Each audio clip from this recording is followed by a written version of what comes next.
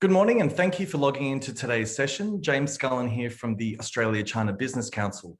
Welcome to today's ACBC National Briefing on China's 14th five-year plan. I'd like to begin by acknowledging I'm hosting this webinar from the lands of the Wurundjeri people and pay my respects to their elders past and present. I extend that respect to Aboriginal and Torres Strait Islander peoples here today.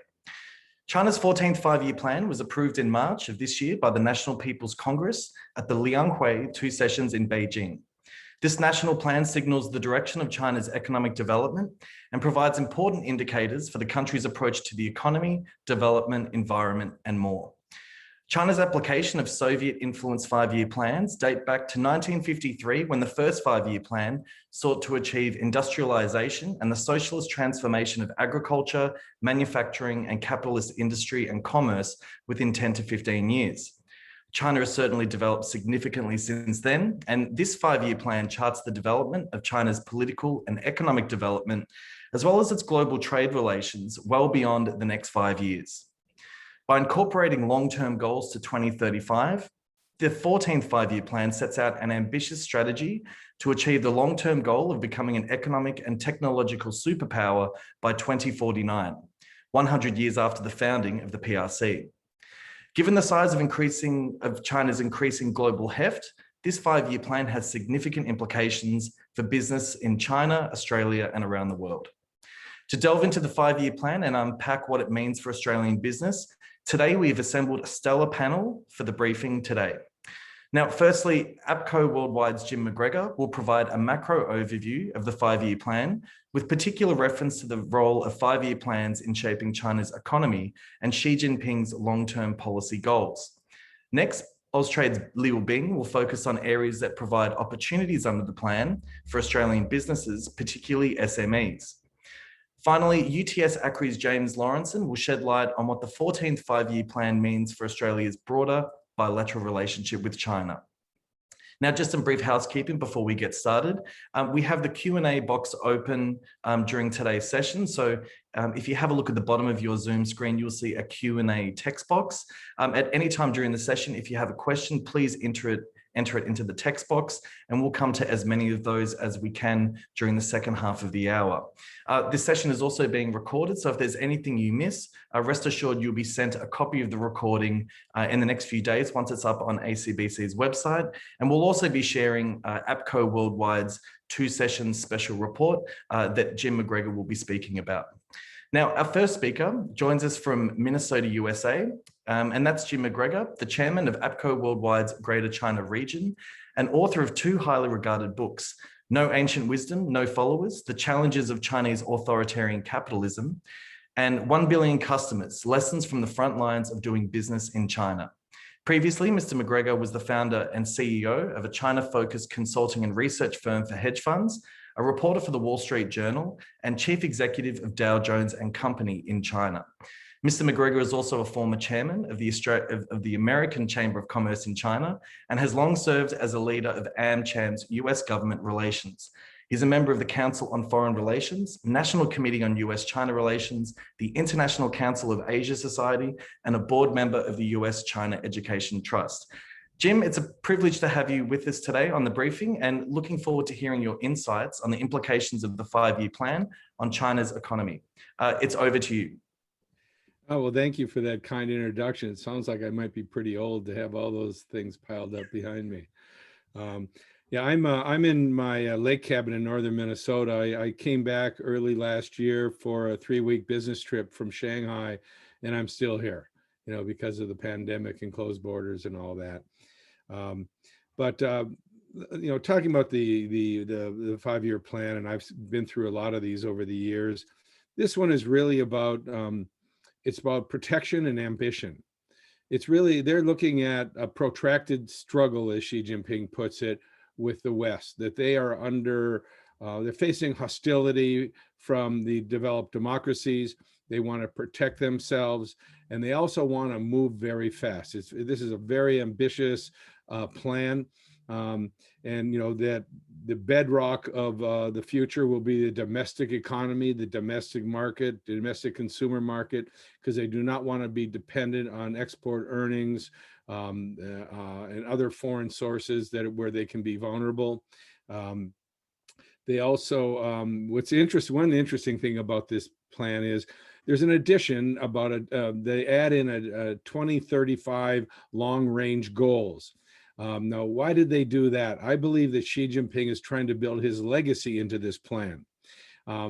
He's going to, starting next year, he's going to start his third term. 2035, he'll be 83 years old. He may well still be in power or in some sort of power and around to christen this. This 2035 long-range goal is it like hyperventilates with ambition and urgency. The plan, these are some of the words from it. According to the plan, China by 2035 will be a manufacturing powerhouse, a cyber powerhouse, a trade powerhouse, a quality powerhouse, an educational powerhouse, a science and technology powerhouse, a talent powerhouse, and a sports powerhouse. They're going to be busy for the next number of years.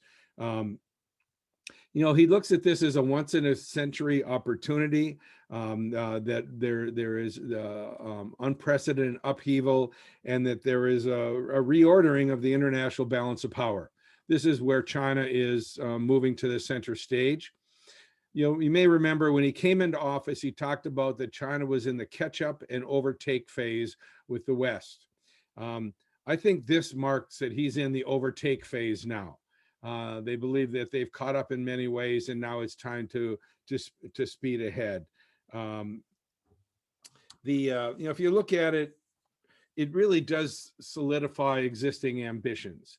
They've been trying to get their have their domestic economy, but be much more of a driver. They wanted to focus on environmental sustainability, social welfare, improvements in social welfare, of course, technology self-sufficiency. I mean, I go back to writing about indigenous innovation back in when, Rapture came out in 2006, and then you had strategic emerging industries, made in China 2025. This is, made in China 2025 is all through this without saying those words. They don't say those words anymore because they got a lot of flack, but it's very much about self-reliance. That is also going to create opportunities for technology companies. If you have technology China wants or needs, you're going to have more opportunities in China. But you also have to go in with both eyes open, because self-reliance is the ultimate goal. So you may not have a long-term residence visa. You may have a visitor's visa for a decade or so. I don't know. And it's also what they can accomplish, what they want to do, and what they can get away with. On growth targets, there's no growth targets in the 14th five-year plan. The NDRC has said 6%, above 6%. But I think they're afraid if they do growth targets, that then it's going to lead to ballooning debt, because local governments will, to try to meet the target, will be putting out a lot of debt. Foreign sanctions, they're going to come up with laws, they say, to protect themselves against the entity list and the other foreign sanctions they face. Those laws are not out yet, but Li Jianshu said that those were in the works. And of course, the overhaul of the Hong Kong electoral system, basically, making it work for the mainland, and also to make sure that only patriots are involved. And I think you've all probably read about that. The real key thing is dual circulation. Dual circulation's got a lot of party speak in description. It's pretty simple. It's to make China less dependent on the world and make the world more dependent on China in a selective way. The less dependency is, as I said earlier, export earnings, technology, foreign technology, but also to bring companies in and that they need, give them good market share. So they also will be going back and talking to their foreign governments about, don't push so hard on China. We have good market share there. That's one of the reasons they've opened up the financial sector. The financial sector openings came about because China now has, they own the financial sector. They got big, strong companies, but they need more expertise. They need to learn how to do more wealth management. They need best practices. And so if Ray Dalio and others come in and they give them a slice of the market and they're making good money, they also know that that is one of the strongest, at least in America, is one of the strongest lobbies in Washington, D.C. So they're playing this in a very very smart way. I think they realize does China have soft power? Does it have hard power? I think they really woke up to, they really got market power. That market they have is very powerful, and it will affect companies' behaviors. Another thing is you don't see a lot of, and what they talked about in the last plan was Internet Plus and digital. They're now much more focused on maintaining high-end supply chains, advanced manufacturing. They don't want to lose that manufacturing base, and also about services. Whether it's financial services or legal services, things they need to move towards to drive their domestic economy and the consumer economy, and R&D spending. I guess my final comment would be, China's not 10 feet tall. This is a very ambitious plan. China's got a smart government. They're always looking ahead. And if you look at past 5-year plans, when they say they're going to do something, they often do it, or they try like hell, and then they pivot to try it another way.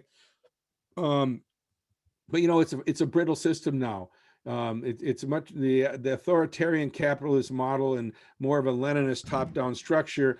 You're losing a lot of the flexibility by local officials, and it was really the entrepreneurial instincts of local officials that helped really drive a lot of China's progress and growth. And then, of course, I think you're probably quite aware of the demographics of China. Just one number from that. By today, China has 8 workers per retiree. By 2050, it's going to be 2 workers per retiree. I mean, there's a lot of problems that China's very well aware of, and I think that's one of the reasons they're moving so fast. They have an opportunity now to get as rich and powerful as they can during this period. Excellent. Thanks for that, Jim. If I could just ask one brief follow-up question. The 5-year plan is essentially a document of the central government. I'm curious to understand what the 5-year plan means downstream in China's political system, down to provinces and townships. If I was a local cadre in the lower levels of China's political system, does the 5-year plan become the #1 priority for me to elevate my career and elevate the reputation of my region? And how does the 5-year plan just generally sit in China's policy infrastructure when you look at the lower tiers of government? They all do their own 5-year plans. Ministries do their 5-year plans. State-owned enterprise do their 5-year plans. Local governments do their 5-year plans. And China has an amazing corporate structure, a very well organized corporate structure. And so, then that sets their objectives. And under Xi Jinping, when the top speaks, it's hard to sneak away and not listen. There's not a lot of wiggle room anymore. Okay, excellent. Well, thanks for that, Jim. Now, if anyone has a question for Jim, please type so into the Q&A box, and we'll come to those questions after we hear from all of our speakers. Our second speaker, Liu Bing, commenced her posting as Deputy Consul General and Senior Trade and Investment Commissioner at the Australian Consulate General in Shanghai in January 2019.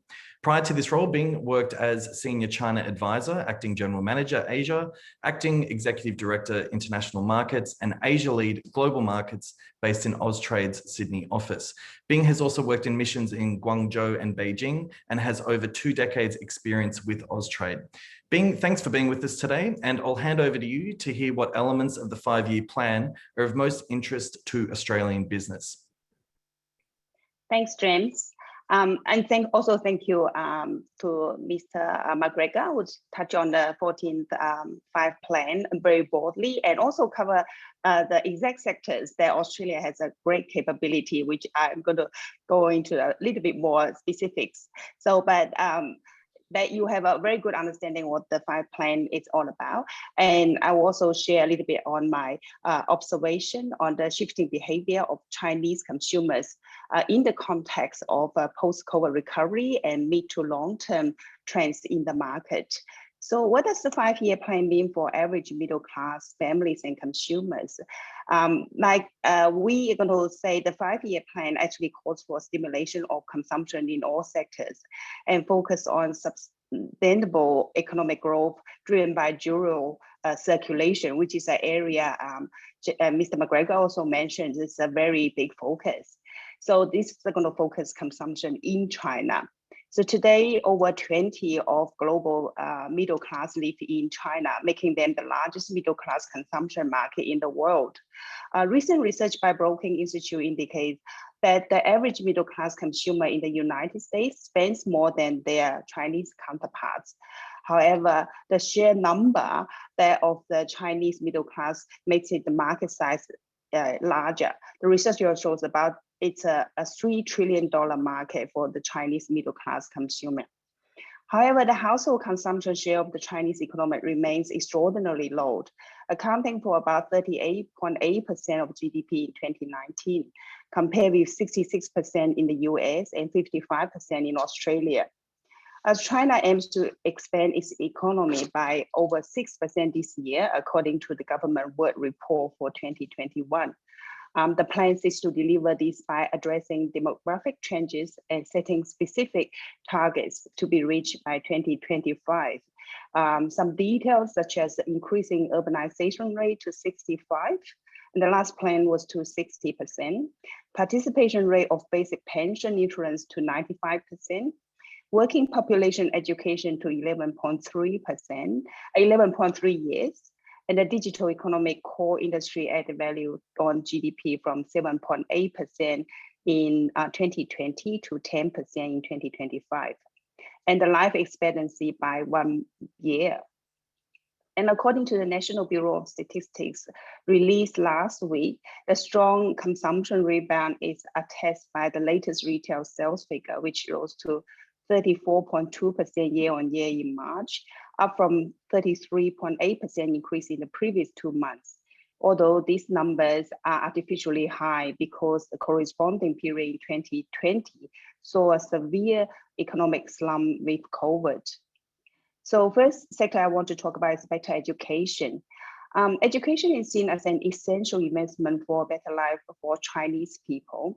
Australia's high quality education institutions have been one of the preferred choices for Chinese students and their families.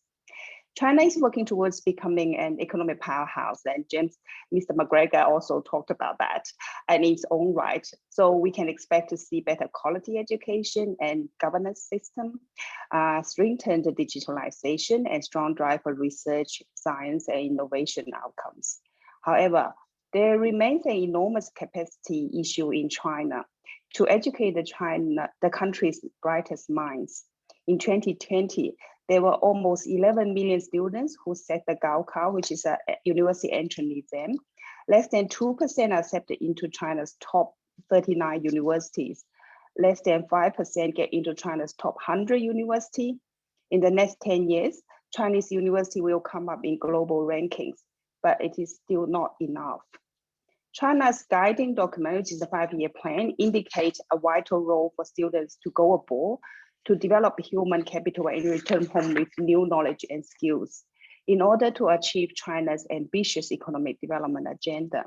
China's support for international collaboration will likely continue to align this modernization agenda. China is the world's largest source market for international student education and will remain so for the foreseeable future. Australia has an impressive level of market share. Before COVID-19, out of total market of 1 million Chinese students studying across the globe, around 200,000 are in Australia, only behind the US. China remains the top market by enrollments for Australia. December year-to-date in 2020, China accounted for 26% of all enrollment for all sectors and 38% of total international student enrollment in higher education. We won't know the extent of the impact of things like the studying abroad alert by the Chinese government and ongoing border closure for some time yet. It is assumed we still have a large Chinese student international cohort. According to the 2021 White Book on Chinese students in overseas education released by education consultancy EIC Education, Australia was the third most popular destination for overseas studies this year at 16%. We do know, though, there has been a shift in China with less of a preference for Western credentials as compared to 5 to 10 years ago. Sea turtles returning home after foreign studies are now typically not gaining a large salary advantage like they used to. This means more than ever, we need to double down on supporting strong employment outcomes and making sure we do all we can to keep delivering one of the world's best student experience. On the agriculture and food, a key growth area for Australian export in the future. So 4 of the 19 chapters of the plan are focused on the agriculture industry and rural development. These include major measures to modernize agriculture and rural areas in order to lay a solid foundation for food production capability. The plan includes a new target for food production of 650 million tons of grain. Imported food is expected to still play a very considerable, important role to continue meeting China's food security needs and a rising customer demand. Australia has gained high affinity and loyalty among key import suppliers with Chinese consumers. Australian agriculture and food and beverage products continue to perform very well in China despite the trade tensions. COVID-19 increased the importance of product safety, nutritional profile, and provenance. Australian products deliver best on those most important attributes. The plan also promotes research, development, and application of agri-tech, particularly smart agriculture in the area of arable land quality and seed innovation, which also plays to Australia's strengths. Founders report on China agri-food investments that stated that 2020 saw a shift of investor interest towards upstream technology that boosts agriculture efficiency and agri-food self-sufficiency, aligned with the government's food security initiatives, especially as industry-scale farms grow in China. Ag innovation, including ag biotechnology, farm robotics, modernization and equipment, and innovative food, including alternative protein, have all shown a substantial rise in the number of deals closed.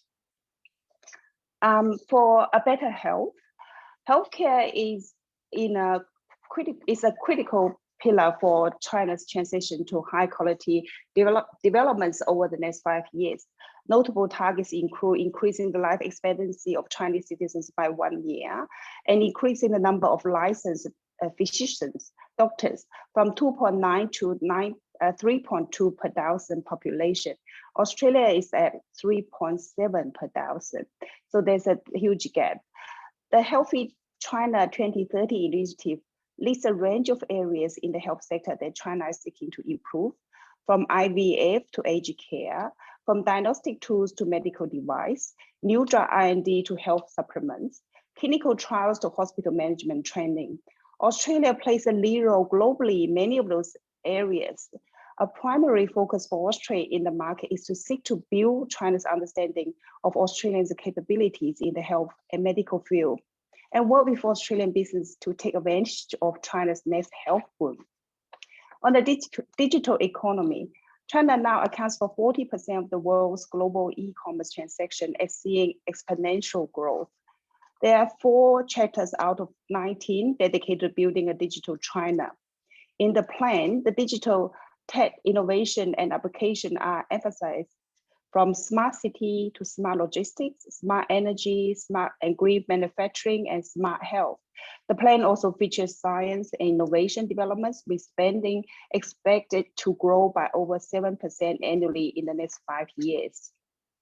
China is now approaching 1 billion netizens for the first time. Online grocery retail is forecast for fastest market share and sales value growth in China in coming years, a compound annual growth rate of 22% according to the IGD data. Digital innovation touches all areas from remote education to e-health and is here to stay. iMedia research shows that China e-health users reached 632 million in 2020. I'm not going to talk about the growth of gaming industry, which generates a huge profit for companies like Tencent. Most people only know the WeChat, but they actually make most of their profit from gaming. But I can say that many Australian games in the market are doing very well.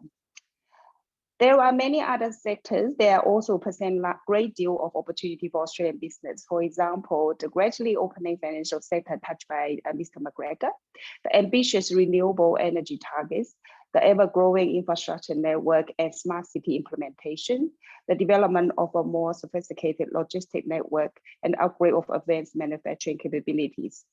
We can provide the specifics when the sector plans are released.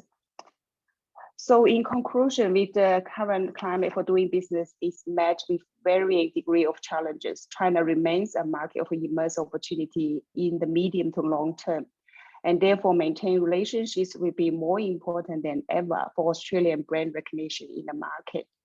Working with our allies, including state government and business bodies like ACBC, we continue to support Australian business interests in China, and business deals are still being done here. Please feel free to reach out if you would like to seek more information or support in the China market. We also frequently share insights on our website. Thank you. Thank you, Bing. And if I already see we have a few great questions coming in. If anyone has a question for Bing, please do so in the Q&A. Now, our final speaker, Professor James Laurenceson, is Director of the Australia-China Relations Institute at UTS. His academic research has been published in leading scholarly journals, including China Economic Review and China Economic Journal. Professor Laurenceson also provides regular commentary on contemporary developments in China's economy and the Australia-China economic relationship. His opinion pieces have appeared in Australian Financial Review, The Australian, Sydney Morning Herald, South China Morning Post, among many others. A familiar face to many within the Australia-China space. James, thanks for joining us today. I will now hand over to you to help us get a sense of what a potential $30 trillion China economy by 2035 may mean for Australian business. Thanks, James. G'day, James. Thanks very much for the invitation. So as you said, my assignment is to focus on what the 5-year plan means for the bilateral relationship with a particular focus on the economic side of things. Let me start with what I think is an essential point of context, and that is what it means for Australia's region. There's an awful lot of countries between Australia and China, notably Southeast Asia. And so any smart business strategy, as well as smart Australian foreign policy, will take this into account. Xi Jinping's comments late last year that he was aiming for a doubling of GDP between 2020 and 2035 would put it alongside the US in US dollar terms. But keep in mind that the Australian government's own 2017 foreign policy white paper said that by 2030, 5 years earlier, China's economy in purchasing power terms, that is adjusted for cost differences across countries, will already be nearly twice as large as the United States, 42 trillion versus 24 trillion. That's against an Indian economy of 21 and Indonesia at around 6. Australia sitting at 1.7. There's a big contrast. So we're talking about a region, Australia's region, where China significantly advances its position as the dominant economy. I say significantly advances because opinion polling in Southeast Asia already sees China as the most influential economic power, as well, by the way, as the most influential political and strategic power as well.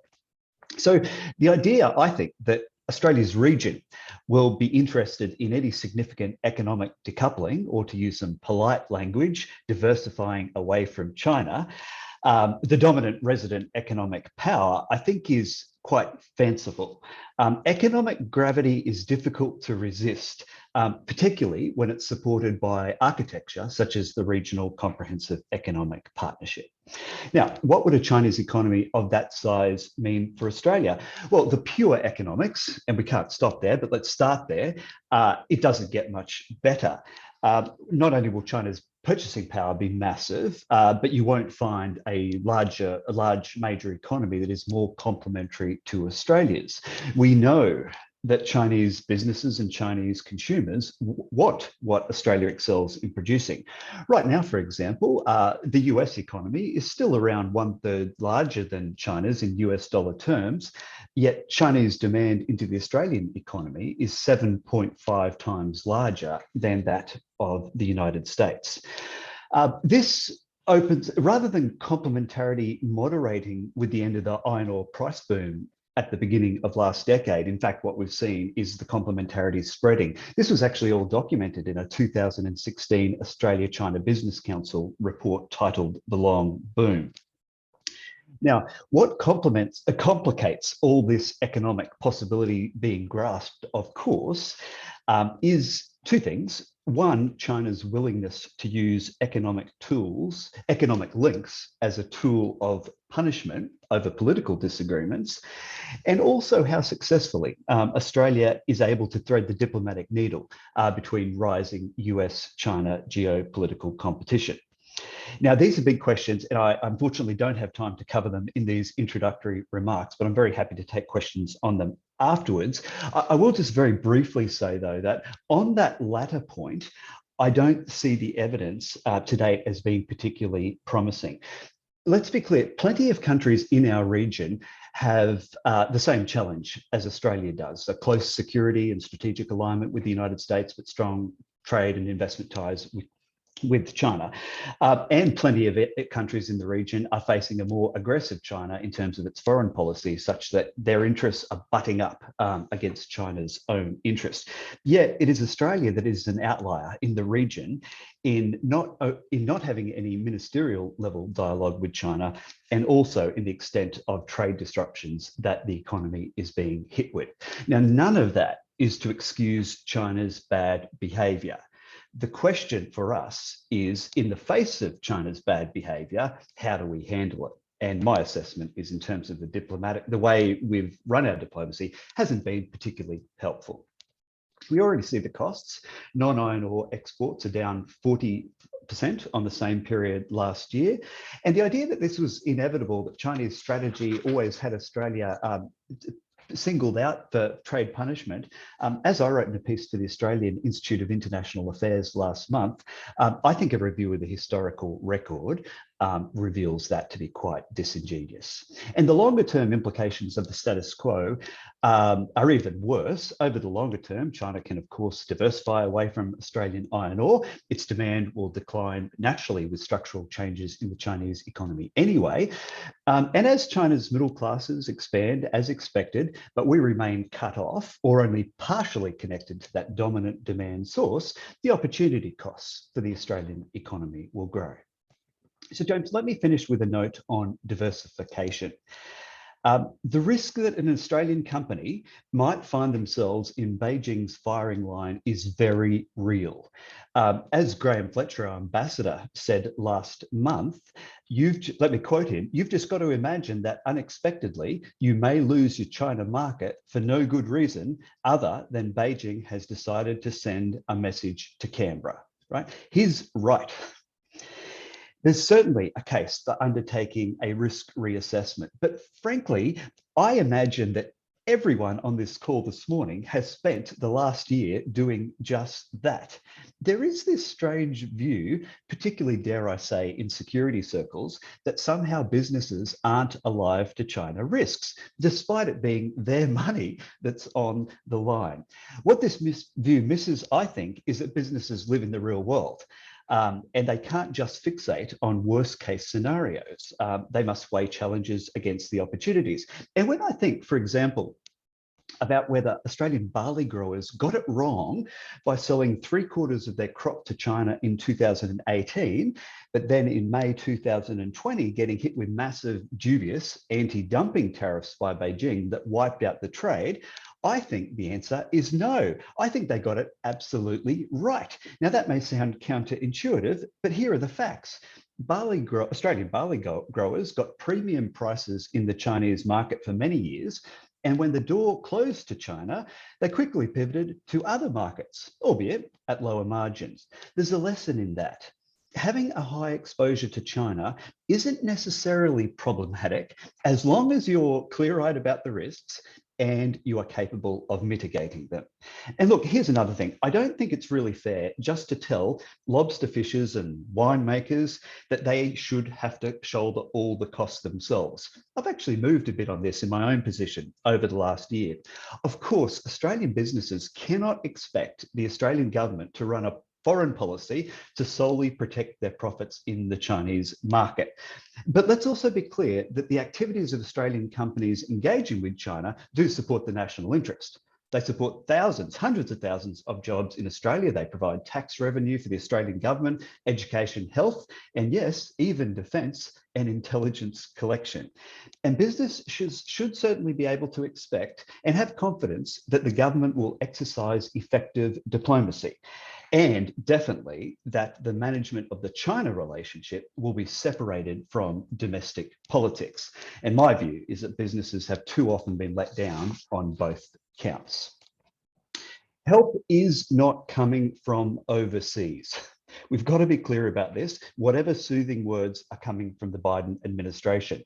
Last week, I wrote for the Lowy Institute that in April 2020, Australia held a 6.3% share of China's $129 billion import market for food and beverages. By February this year, that had fallen to 3.6%. After China's trade strikes were unleashed. Meanwhile, the US share and that of other Five Eyes countries went from 26% to 40%. So at the very least, let's be clear that it is Australian producers who are picking up the tab. China would no doubt like to drive a wedge between Australian businesses and Canberra to advance its interests. Businesses, to their absolute credit, have been very alive to this, and by and large have refused to play the game. Businesses and academics like me should not and must not engage in gratuitous criticism of the Australian government. But if Canberra is going to secure ongoing business support, I do think that a more genuine partnership will be needed, where the voice of business is weighted more seriously than it currently appears to be. I'll stop there, James. Excellent. Thanks for that, James. James, if I could just ask you a quick follow-up. We've been quite vocal at ACBC of advocating for a China Plus strategy of, recommending that businesses keep an eye on the China market while also exploring potential supplementary markets around Asia. Is that something that you would support rather than diversification away from the China market? Yeah, that makes perfect sense, James. And it doesn't just make sense when it comes to exports. It makes sense in terms of imports as well. As you would know, there's a lively discussion about supply chain resilience in Australia. And there are voices in Australia that say, well, what we have to do is decouple from China. And the economics of that really doesn't stack up. Why not have a China supplier and someone from some other country? So these are all the cost and benefit calculations that I actually think, my own experience dealing with Australian businesses, is that they're pretty smart and alive to these alternatives, such as the one you suggested. Unfortunately, our national discussion often gets dumbed down to a simple, we've got to decouple and diversify away from China. Okay, great. Well, thanks for that, James. Now, we'll come to the Q&A from the audience. Jim, the first question's for yourself. Someone's interested to hear your thoughts on how Australia can reset its relationship with China and what actions are practical on both sides. And I'm sure people would appreciate your view from the US on the predicament Australia finds itself in. You'll need to unmute, James. It's, that's a very difficult question. I view this as China's going to have to start to rangbu a little bit. They're going to have to back off a little bit because it wasn't Australia that took really aggressive actions on China. Australia wanted an investigation of where the pandemic came from. That's a fair question, actually. China is got a very, very hard attitude around the world, and they've isolated themselves from many, many countries. I think you can try to talk to China. If they won't talk to you, then wait for them to be willing to talk. I think China's going to have to start backing off a little bit, because if you look at public opinion polls around the world, China's the view of China in Europe, Southeast Asia, America is the worst it's ever been. And that's very unfair for the Chinese people, but it's a result of a very hardline diplomacy around the world. In America, for example, when Biden got elected, Wang Yi and Yang Jiechi and others talked to American audiences and said, we need dialogues and we can start dialogues, but you first have to admit that all of our problems were caused by you. That is not a good opening way to get people to talk to you. I don't have a magic wand for Australia, but I can tell you, China does not respect people who kowtow. They respect people who stand up for themselves. I think Australia's should just be reasonable. They should be fair. They should be willing to have a dialogue. But I think the country has to stand up for itself because China's pushing too hard all over the world. And it's really sad to see because that's not where the Chinese people are. But also diversify. China's decided it has to control the narrative globally on what people say about it outside of China. And they're pushing all over on that narrative. So this could go on a long time. And as James said, you diversify the best you can, de-risk the best you can, not decouple, but de-risk. Because that's certainly what China would do if it was in your position. What did China do when it was having more trouble with America 10 years ago? It developed export markets everywhere else and reduced its dependence on the United States. Thank you, Jim. Now, I'm mindful that we could be bogged down talking about the bilateral relationship endlessly, and we do want to focus on the 5-year plan. So we have some sector-specific questions to cover. Jim, I might stick with you. We have a question from Ben asking what the 5-year plan says about decarbonisation and how to achieve the net zero goal of 2060. Now, I know reading the APCO 2 sessions summary, you alluded to the disappointment in environmental sectors regarding the actual implementation of these goals. As a follow-up question, what mechanism do you see China introducing later in the year to help achieve emissions reductions? I really can't answer that because that's not something I have focused on. That was, I have some staff members who focused on that, but I was more focused on the economics and the big picture. Maybe James would have some thoughts on that. I'm happy to take a very quick stab at it. One of my colleagues at ACRI, Shunpeng Shi, he is an energy economist, and he does see long-term vulnerabilities for Australia's exports here. Of course, we've already seen it with coal. I mean, Australia's market share of China's imported coal market has gone from 42% last September to 0 over the last 3 months. That's a political strike, but Dr. Shi makes the point that that's somewhat convenient for China because its long-term imported coal demand is falling anyway. I know he also sees vulnerabilities in terms of how LNG prices are set in the Asian market, and he thinks that over time that is going to put downward pressure on the LNG price. So even if volumes remain strong, I don't think he's predicting any catastrophe there. Values may come under pressure. James, given China's ambition towards peak emissions domestically within China, Australia is considered now a bit of a climate laggard around the world. Do you see China's ambition moving the needle in the way Australia has its own domestic climate policies at all? Yeah, James, look, I actually see US policy as probably moving the needle more in Australia we know we're very sensitive to where the US moves. I'm not saying we follow the US in every decision. This Beijing line that we just kowtow to whatever Washington says is rubbish. But what is certainly true is that since Biden came to power in the US and has emphasised climate change, we know that the discussion in Australia has shifted to one where the Australian government is also under much more pressure. So I think the direction of pressure is probably going to be the US, not China. Jim, I've just sticking with climate change, I've seen people cite climate change as a potential cooperative area between the US and China. Do you agree with that point? Do you see the climate change issue as a rare chance for the US and China and potentially later Australia to have more of a positive relationship? Well, it certainly is. That's what's going on in the Biden administration. I mean, there is so much stress going on between the two countries now in so many areas, but John Kerry was in Shanghai last week, and they took the Chinese climate negotiator, took him out of retirement and put him up with Kerry. I think both countries are desperate to have something they can talk about. And I think both countries realize that if they don't get climate change right, it endangers the whole planet. So let's hope. That is one area that looks fairly good.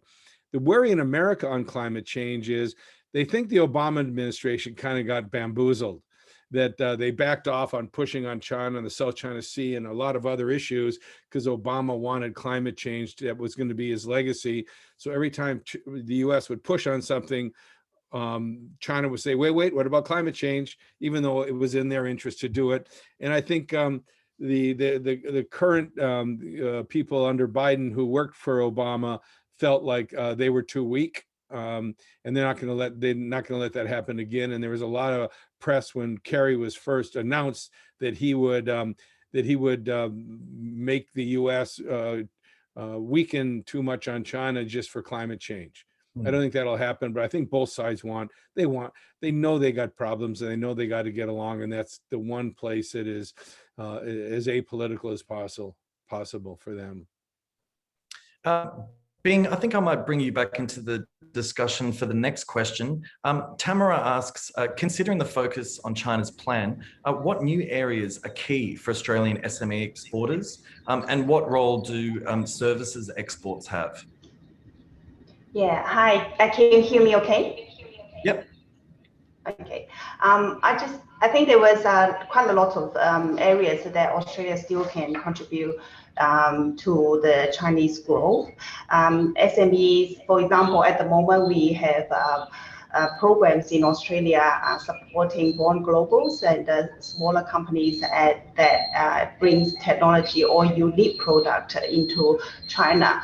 And I mentioned about the Chinese consumer sentiment still very high towards Australian products, and many companies are also actively searching for Australian either products, unique products, or technology in Australia to meet consumer needs back in China. So we just have to develop a strategy to meet the Chinese market in terms of marketing. For example, I mentioned about the digital economy and the way how companies are promoting their product or getting the story of their product into the customers need to be really strategic and focus on the Chinese consumer ways of promoting that through, for example, live streaming, etc., and through the e-commerce platforms and through ways of social media channels, etc. But there are opportunities across many sectors, saying that I mentioned about the health, especially food and beverage, and also technologies that brings better approach or better results for the consumers in those sectors. Okay, great. Thanks for that, Bing. Bing, I think you might need to close the other link there. I can kind of hear some feedback there. But thanks a lot for that response to Tamara's question. Now, Lou has a question. If banned tariff produce is being now sold to other countries at lower prices, does that not show the Chinese that we've been selling that produce at an inflated price, thus justifying their actions? I have no doubt the price drop occurs because of the change in the market that China has created, but it does nevertheless support China's argument. Did anyone want to make a comment on that? I'd be happy to. Well, I mean, it's certainly true. I mean, the market gets the good to the highest bidder. So if China was the highest bidder and now we have to sell it to the second highest bidder, Australia loses compared with where it started. But the point is it doesn't lose the whole value of the trade to China. So we used to sell $14 billion worth of coal to China. When China cut that market off, headlines often scream that the Australian economy has suffered a $14 billion trade hit. when in fact that's not even close to being the reality. If you take a 10% haircut, you're still selling $12 billion worth of coal. And in fact, I thought I recalled seeing that Australian coal exports, for the time being, to the global market was actually at record highs. So it mitigates the risk, is the point. And from an Australian business perspective, that's important to be able to mitigate some of the risk. Just following on from that, Jim, a lot of the Australian sectors that have, encountered so-called economic coercion over the last 12 months, wine namely being one of them. What are you hearing in America about potential opportunities from the current dilemma that Australia is in? We know that, the Biden administration has promised to advocate on behalf of Australian businesses, considering its current predicament. But how does business talk about potential opportunities with the pain that Australia is currently feeling at the moment? Is it seen as an opportunity? You mean to replace Australian companies in China? Yeah, exactly. I don't think so. I think there's a lot of sympathy for Australia. There's movements here to buy Australian wine and support Australia. I think that the Americans look at Australia as a very valuable friend and ally, and the position that you've been put in vis-a-vis China is looked at as very unfair, and you are being bullied, so I don't think anybody's out to exploit that. We're pretty much in alignment. Again, I'll say it again. And look, I got 30 years in China, and I'm a friend of the Chinese people, and I got a lot of respect for China as a country. And China has created this situation by going around with this wolf warrior nonsense and being very pushy with other countries, and that's where we sit. And I think that countries have to look at that and realize that that is the real world today. And you've got to de-risk, and you hope that China will come to its senses and operate in the world in a much more even-handed way. Nobody wants to be in a battle with China. Nobody wants China as an enemy. They want to get along with China, and China's got a responsibility to help that along. They built a victimization narrative that the only reason anything is happening now is because China is rising and the West wants to keep China down. That is not the case at all. If you look at the history of the last 30 years, it was foreign companies and foreign bar associations and foreign universities and scholarships and opening markets. The world has given a lot of goodwill to help China get where it is. It's not trying to keep China poor. It's not trying to hurt the Chinese people. So I would hope China would come to its senses and start behaving in a more rational way. Jim, we have a question from our interim CEO, Michael Clifton. Some analysts are challenging the view that China's rise is inevitable. Grateful for Jim's thoughts on the prospects of China's ambition of becoming a $30 trillion economy by 2035. Well, I've never bet against China meeting its goals, but I also think that I don't think China can reach its 2035 goals under its current government structure. I think it's too brittle. Local officials can't make decisions. Their private entrepreneurs are being corralled. When will a Chinese entrepreneur be able to build a global company again? They're resisted all over the world because they're Chinese, which is a terrible thing.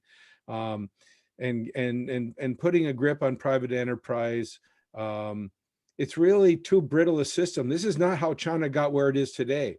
It didn't get that way by not letting local officials, entrepreneurialism. They're the ones that came up with the solutions, and if it worked, then it got spread across the country. It is now all top down, all from the very top down. I don't think China can reach those goals and be successful with the current way it's operating. I would think it's going to have to go back to a lot more reform. And is that something, Jim, that you see has happened with Alibaba? We have a question asking for your view on the relationship between the Chinese government and the monopoly style e-commerce, finance and technology firms. So would you say Alibaba is an example of that entrepreneurship being stifled currently? Kind of, but it's also who's your daddy? You know, it's if you're an entrepreneur in China, don't get too big for your britches. Don't think you can do foreign affairs. And also, there was a very, very worrisome financial risk that these payment companies had become lending middlemen and doing all kinds of financial things that could lead to the same kind of thing that happened in America with the crisis over mortgages, because they're middlemen in all these loans, but all the liability is on the banks, not on them. I think they had to de-risk their financial sector, and they had to teach these guys a lesson. That's one thing. And they also worry about, they are actually doing what America wants to do. America wants to take, push back on Amazon, push back on Facebook, but we got lobbyists in Washington that are pretty good at stopping that from happening. China's able to do that, and they are doing it. And I think a lot of it has to do with risk. But I think with some of the other entrepreneurs in the party putting a tighter grip on them, that's a different matter. Thanks, Jim. Now, I'm reticent to diverge from the 5-year plan, but James Laurenceson, we have a few questions about the news of the last 12 hours with regards to the Belt and Road Initiative. Firstly, your comments on that, James, and whether this will now place pressure on the Australia-China Free Trade Agreement. Yeah, there's always news happening every day, isn't there, James?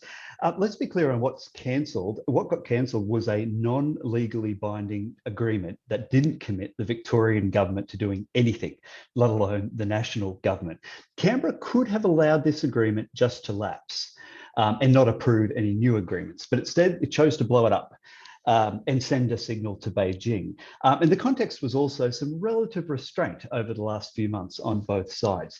Now, look, Canberra's annoyance with Beijing, I think, is completely understandable. If the shoe was on the other foot, Beijing would not cop it.